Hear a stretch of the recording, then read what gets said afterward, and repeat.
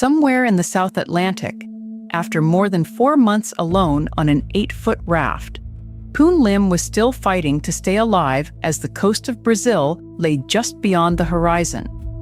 On November 23, 1942, Poon Lim was serving as the second mess steward aboard the British steam merchant ship SS Benlomond. Then the German submarine U-172 struck the ship with 2 torpedoes. According to the wartime record, Benlomond went down in roughly 2 minutes. There were 54 people on board. Lim would be the only one to survive. That number is almost too stark to take in. 54 aboard, 1 left alive. In the chaos of a sinking, measured in moments, there was no long decision-making, no organized farewell, no gradual descent into danger. The ship was hit, and then it was gone. The documentary record does not give us a dramatic final speech or a cinematic tableau. It gives us something colder: a torpedo attack, a merchant ship, and a survivor suddenly separated from everyone else. What happens to a person after the world around him disappears in 2 minutes? For Poon Lim, the answer began with a raft only 8 feet long. Part 1. 8 feet of life floating in the South Atlantic. After the sinking, Lim managed to board an 8-foot wooden life raft. It was stocked with limited provisions: water, hardtack, chocolate, and pemmican. In survival stories, the first inventory can feel almost administrative, but here it was everything. Water meant time. Food meant time. A raft meant time. And time, in the open ocean, was the difference between rescue and disappearance. Still, the scale of his situation was impossible to ignore. An 8-foot raft is not refuge in any comfortable sense. It is exposure with a boundary around it. The South Atlantic did not become less vast because he had climbed onto wood instead of staying in the water. At first, those provisions would have imposed a kind of order. A person can count hardtack. A person can measure water. A person can tell himself that tomorrow still has a ration attached to it. But every counted item also marks an ending. Each portion consumed is one fewer left. On a raft with no certainty of rescue, supplies do not simply sustain hope. They also turn hope into arithmetic. And arithmetic at sea always leads to the same question. Part 2. When the rations ended. What happens when the numbers run out? That question arrived. As his provisions ran low, Poon Lim had to change from passenger on a raft to engineer of his own survival. Using what he had, he improvised tools. He made a fishhook out of a flashlight spring. He unraveled hemp rope and wove it into a fishing line. These are small acts in physical scale, but they carry the weight of the entire story. Survival here was not a single triumph. It was problem after problem answered with whatever materials were within reach. A spring became a hook. Rope fibers became a line. Limited stores became an opening to continue living after the stores were gone. There is a discipline in that, not romance, not invincibility, but patience and adaptation. The verified record does not ask us to imagine superhuman powers. It shows a man working with fragments. On a life raft, the difference between useless scrap and essential tool is often imagination under pressure. Fishing did more than provide food. It changed the logic of the raft. As long as everything depended only on the original provisions, Lim was moving toward depletion. Once he could make the ocean yield something back, however uncertainly, he was no longer only waiting for rescue. He was participating in his own survival. But food was only one side of the crisis. On the open sea, another danger could overtake a person even faster than hunger. Part 3. The problem of water. During periods without rain, Lim faced the problem that defines so many ordeals at sea: hydration. According to the verified account, he survived those stretches by catching a shark, beating it to death with a water container, and drinking the blood from its liver to maintain hydration. It is a stark detail, and it should remain a sober one. This was not spectacle. It was emergency. The fact matters because it shows the extremity of the conditions he endured and the lengths required to stay alive when ordinary sources of water were absent. Everything about this moment compresses the whole story into one image.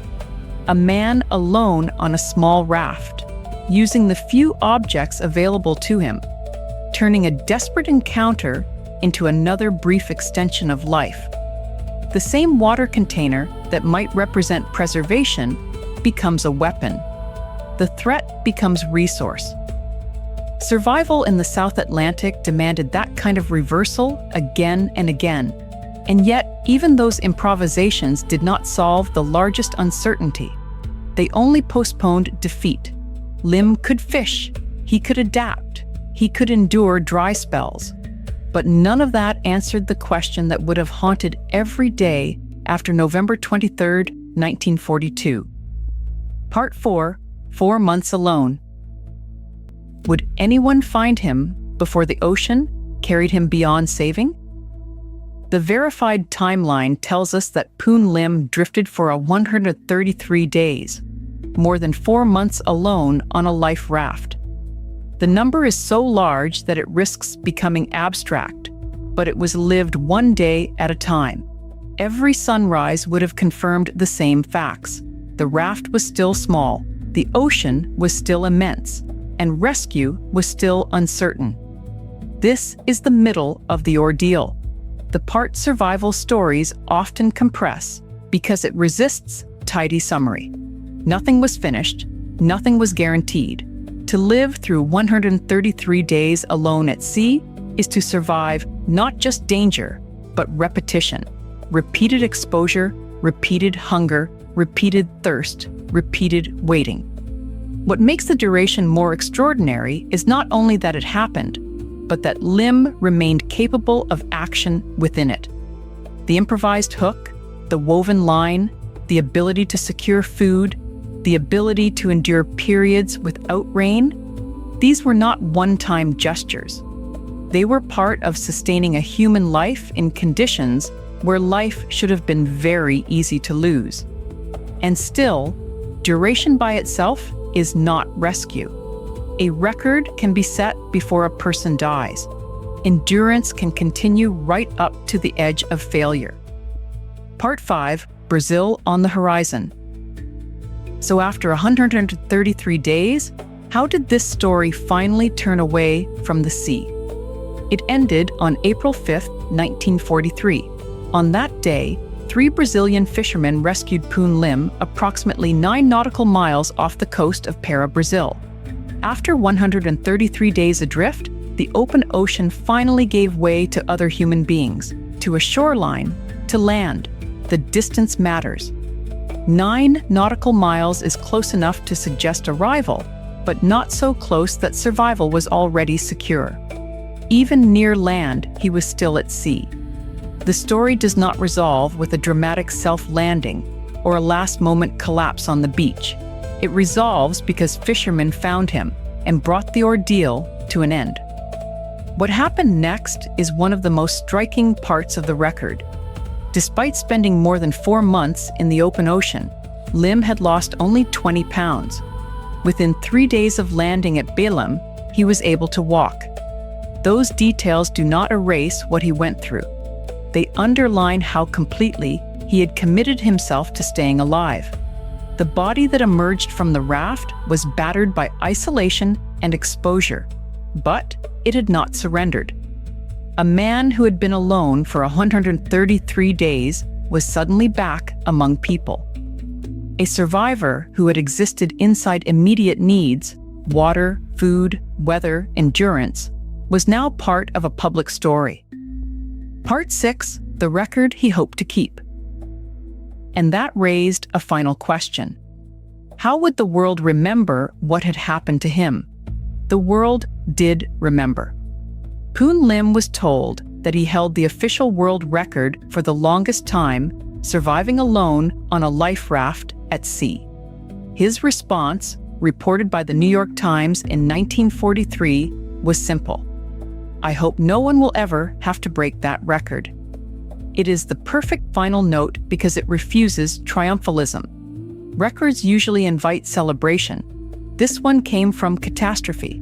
A ship torpedoed in war, 54 people aboard, one survivor left to drift alone across the South Atlantic. Lim's words bring the story back to its human scale. To break such a record would mean someone else enduring even more of what he endured. There is a kind of greatness in the facts we can verify about him. The 2-minute sinking of the Benlamond, the 8-foot raft, the dwindling provisions, the fishhook made from a flashlight spring, the line woven from hemp rope, the desperate hydration strategy during dry periods, the 133 days, the rescue off Brazil, the recovery strong enough that he could walk within 3 days. But his own remark may be the clearest measure of the man. He survived one of the most extreme solitary ordeals ever recorded at sea. And when told it had made him a record holder, he did not speak like someone claiming legend. He spoke like someone who knew exactly what the record cost. That may be why Poon Lim's story endures, not because it flatters fantasies of invincibility, but because it documents endurance without illusion. In the middle of war, after a ship vanished in 2 minutes, one man stayed alive on 8 feet of wood for 133 days and hoped no one would ever need to do the same. If this story brought up difficult feelings, consider reaching out to local mental health support, a crisis line, or someone you trust for help.